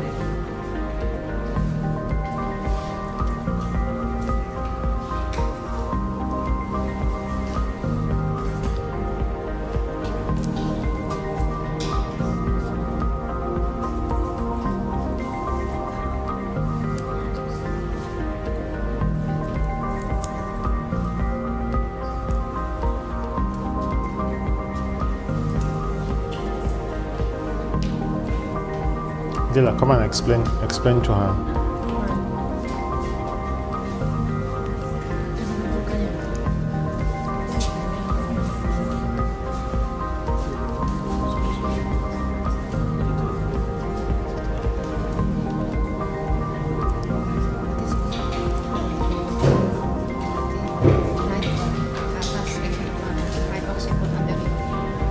Right, this one is right occipital transverse actually. You saw it? Yeah?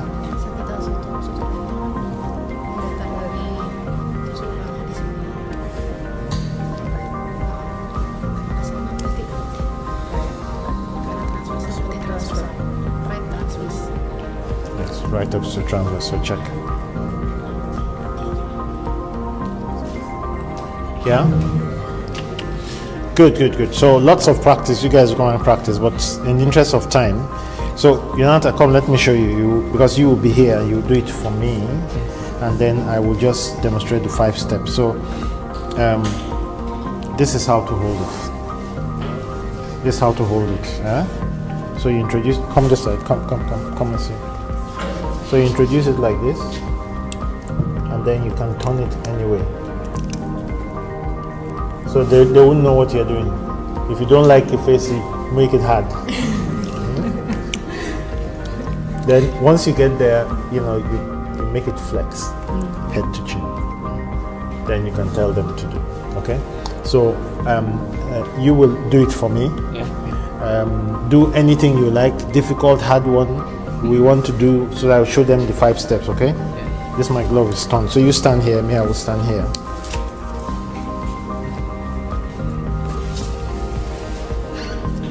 Okay, so that video I've shown you, so I'm going to do the 5 steps. Then I'm going to practice with 1 or 2 of them, and then you guys will come back later with them to practice. Is that okay? So, like I said, the first thing to do, you want to check that it's working, isn't it? So, against your gloved hand, you press it, you pump. You see? It's working. Okay? So I'm happy it's working. So you need to check your instrument is working.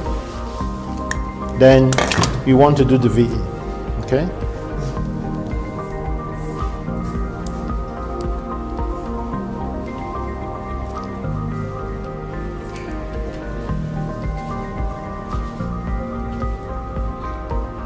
So this is a right occipital tibia here.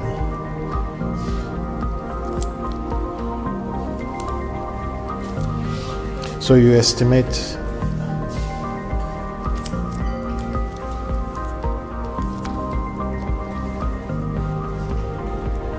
yeah, 3 centimeters.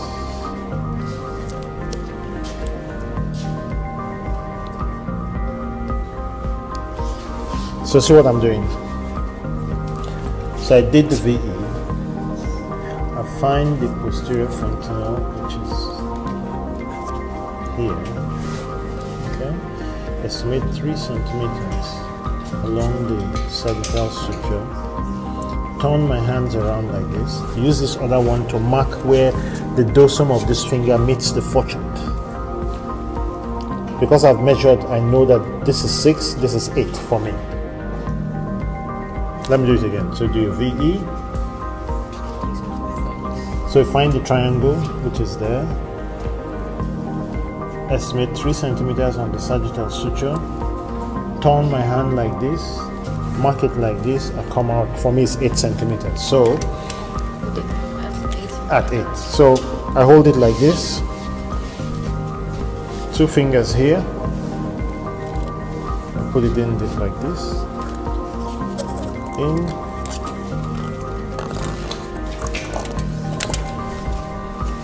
So remember, this is 6. So maybe that's 5. 8 to be around here. The technique, I slide it down while you're looking at this, so you know when to stop. So slide. 8 centimeters at 4 centimeters. So 8 is here. Fortunate, yes. So I've got there. If I leave it, it will slip. So I will introduce this now to push it in the midline against the head firmly.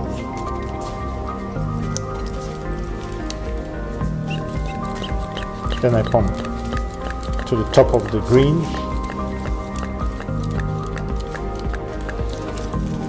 I come out. Now I check for tissue.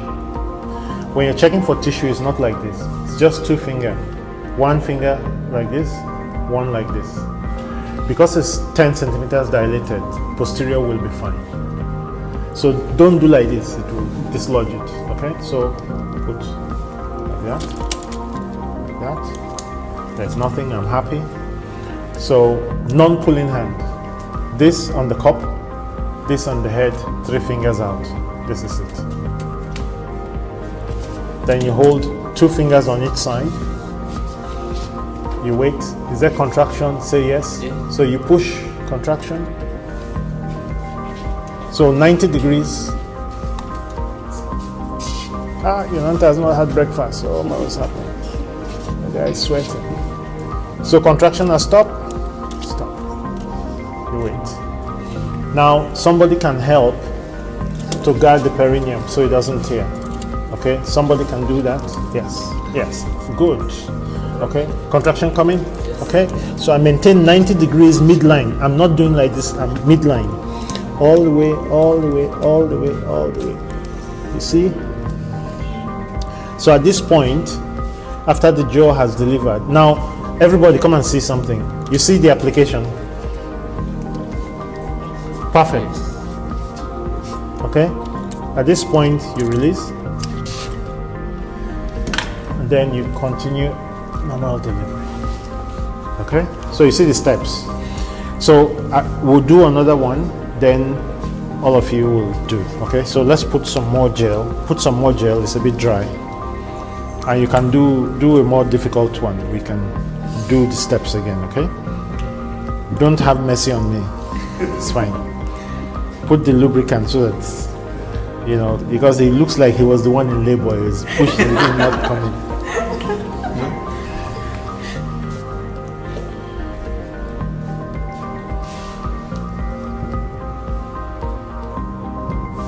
Yeah, you happy?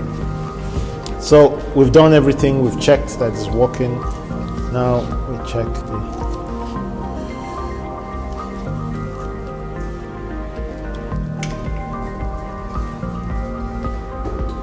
Left occipital posterior. Yeah, it's a tough one. So this is the one you will do in theater. 3 centimeters.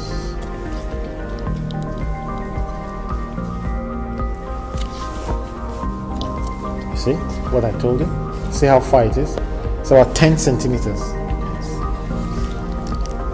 So hold it steady, don't move it. Don't shake. Sorry. So again, same thing, hold like this, put it this way, in.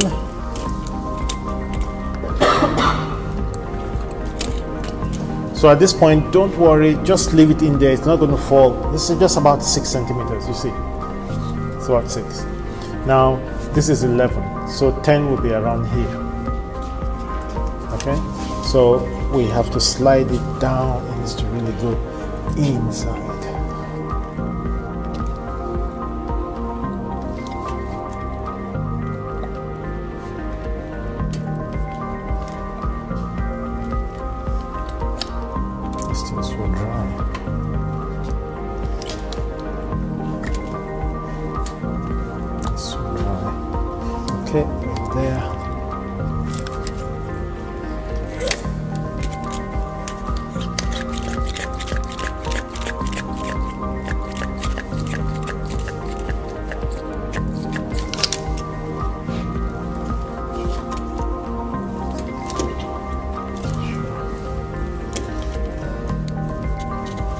So once there's contraction, contraction.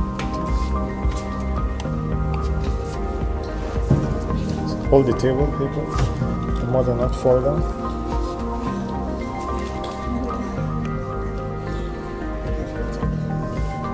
This labor is tough. Yolanta, what's happening? Contraction has stopped.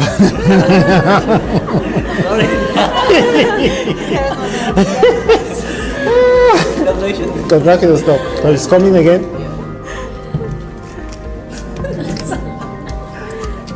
Yeah. Good. So there we go. So we started from there. It rotated and was delivered like this. Okay. So let's do maybe 1 or 2 people. I'm sure I need to go somewhere soon.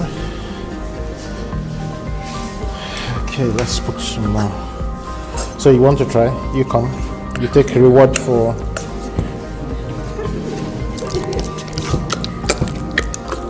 Okay. So do your VE.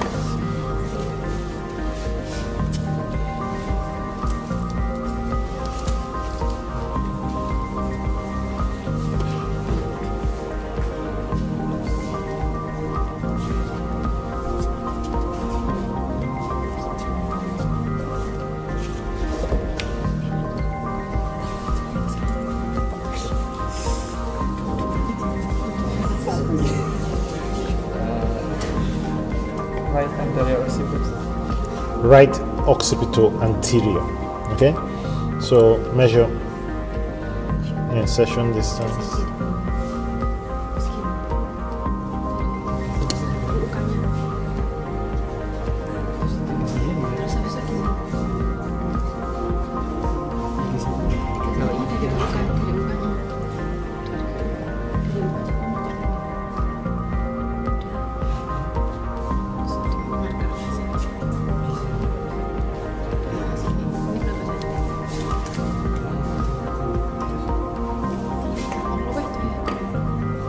Dari banding sama sininya. Enggak, dari sini ke sini.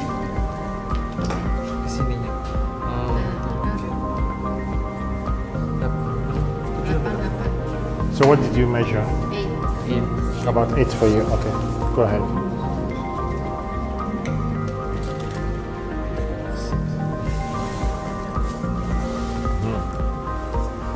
Yeah.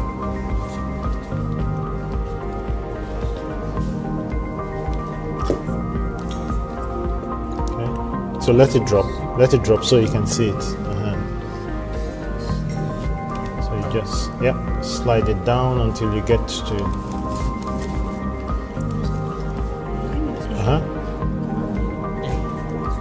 Okay. No. So what mistake has it done? Which I say you should not do. Don't take off your hand completely. Yeah.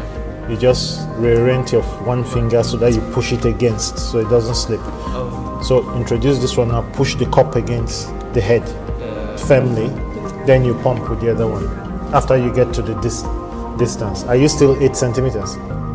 This is. So it has slipped. You see what I'm saying?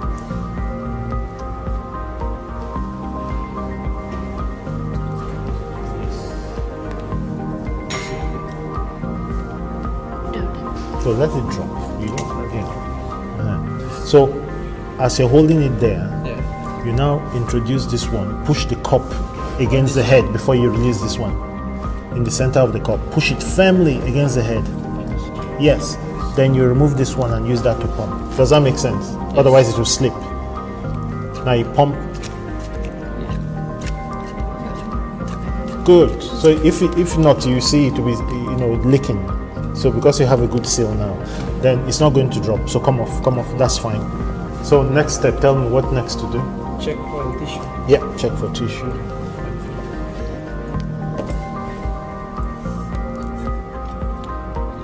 Okay, good.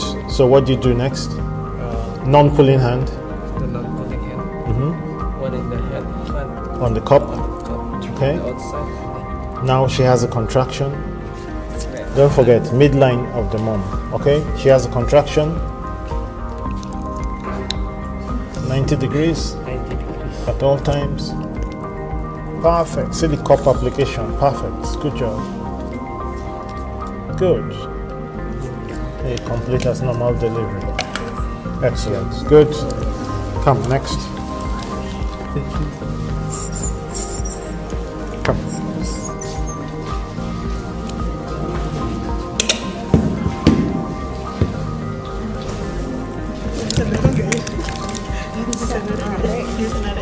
Okay, go. Right.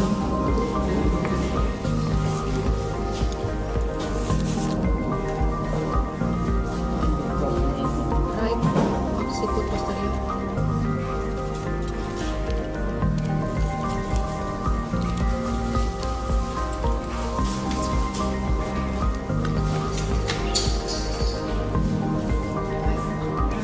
Transverse. That's right. Occipital transverse. So you measured the insertion distance. Estimate 3 centimeters. Turn your hands. You mark your hands with the other one, just like I did. So for you, that's about 8 centimeters. 8 maybe.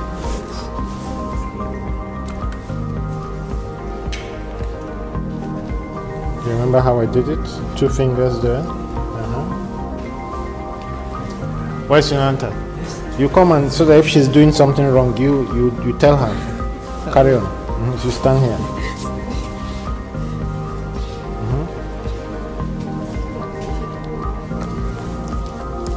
So, you remember what I did?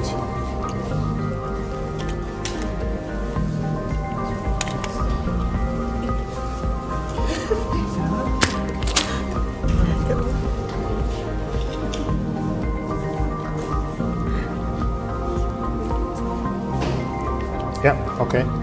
So you come off, check how many centimeters? 5.5. You don't need to lift it because if you lift it, it changes. So this is about nearly 6, and you want to take it to 8, isn't it? So do the technique to get it to 8. Just slide it down. No. That's yes. Never push to the side. The same thing every time. Push it down. Whatever it is, push it down. That's what I said in the lecture. So you have to be looking at the stem so that you know when to stop, isn't it? So you'll be looking so you know when to stop.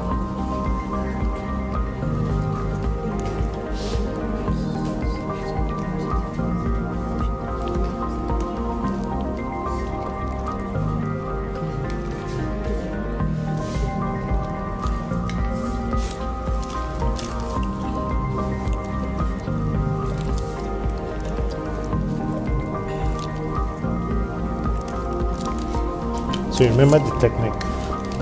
I said when you push it, you hold it there, then you push it like this. If you leave it, it may slip.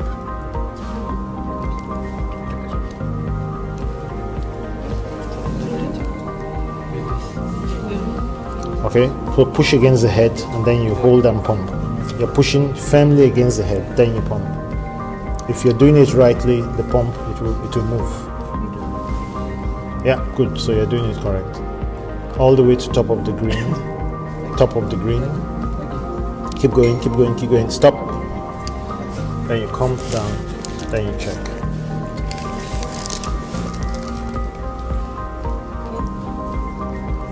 On this side, you're okay. Then what do you do? Tell me what you do next. Non-pulling hand. One is one on the head, one on the cup, and Aha. Okay. So, I told you if you need to sit down, you sit down. Otherwise, you see now, because she's not comfortable, she's pulling to the side, not like this. 90 degrees. Yes. So first midline and then 90 degrees. So you ask if there contraction, you say yes. So contraction. is there any contraction? Yes. So you assist. Somebody can help with the perineum. Good. What do you do now? You release, then you complete the delivery. Okay, good job. Good. Next, come.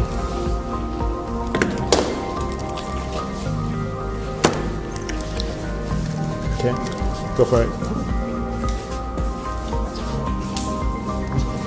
Yeah, so you will run commentary and tell her what she's doing right or wrong. What transverse? Is it left? Is it right? Yay! Good. You're correct. So measure insertion distance.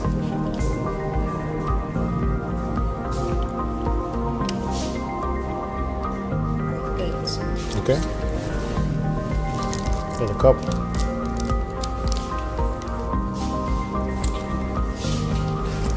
Remind her how to hold it. Yeah.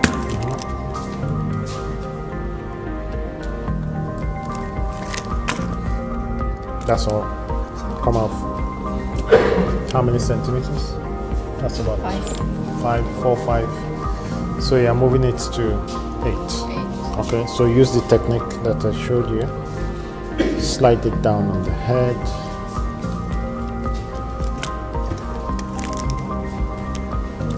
Just slide it down. Yeah.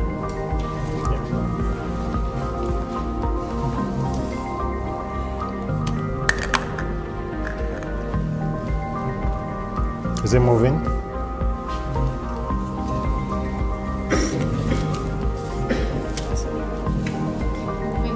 It's moving.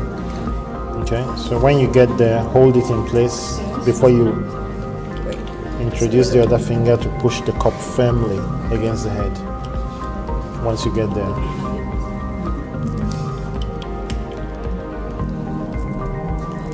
It's not this difficult in real life because there's lots of liquor.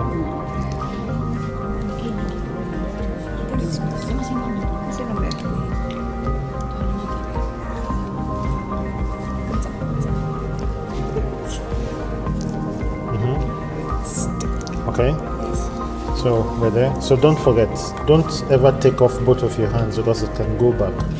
You always hold it in place with one finger, then you introduce the other one to push like this, so it does not slip back.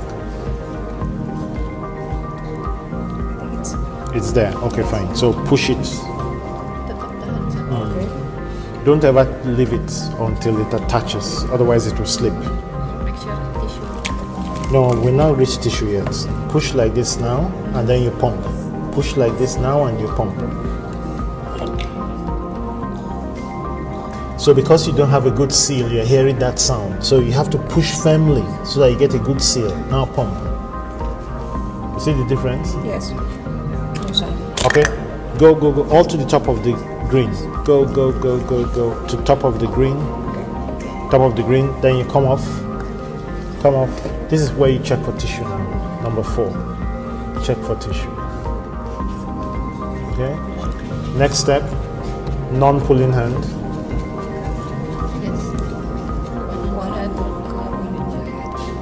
Yes. Hold the cup properly.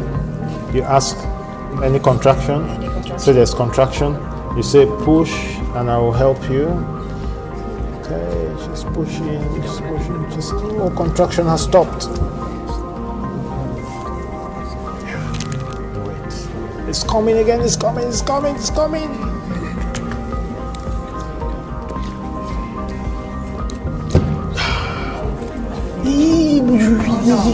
He's release now, release. You don't want to bring the baby like this, no. So once, yes, so once the jaw, then you release and you complete as usual. Okay, I don't want to bring the baby like this. Say, no. Okay, good. Now, 3 of you will bring the others and practice. Practice. The next 10 days, plenty practice. When you finish, you wash it with soap and water, you dry it, remove all the gel. Okay, put all the gloves in the bin, tidy the place. Okay, good. So I hope you learned something today. Good? Okay, all the best.